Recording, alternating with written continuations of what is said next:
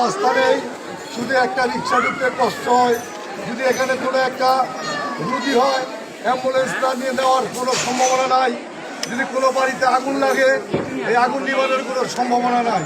কিন্তু পূর্বে আমাদের যে এই জাতীয় পার্টির আমলে সেই আপনার 88-89 আমাদের উন্নয়ন কমিটি উন্নয়নের এই ওয়ার্ডের চেয়ারম্যান ছিল ছবি চেয়ারম্যান। উনি নিজে এখানে ঘোষণা করে গিয়েছিলেন যে এটা রাস্তা হবে। ওনার পরে আমাদের আফতাব চেয়ারম্যান সাহেব, যার জমি ছিল, উনি নিজেই এই রাস্তাটা তৈরি করে উনি নিজে তার বাবার নামে ইব্রাহিম মাস্টার নামে শ্বশুরের নামে এই জায়গাটা উনি নামকরণ করেছে এবং ওনারা বলছে এখানে রাস্তা হবে। এবং এর পরের কমিশনার কাজী মনির ইসলাম মনু উনিও ওয়াদা দিচ্ছে। এরপরের কমিশনার মোবারক হোসেন উনিও বলেছে।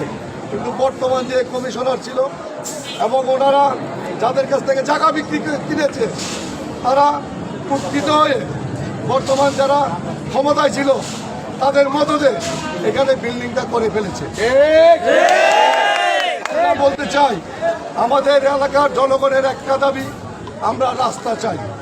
আমরা এই ওয়ার্ডের সবাই রাস্তার পক্ষে।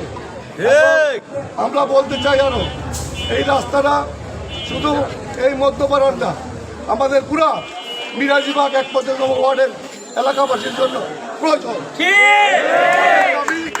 আমাদের এই যারা এই বর্তমান সরকার গঠিত হয়েছে আমাদের এই এলাকায় যেন আমাদের সুন্দর আইনগতভাবে আমাদের রাস্তাটা যেন ওনারা দয়া করে আল্লাহর রাস্তায় ব্যবস্থা করে দেয়।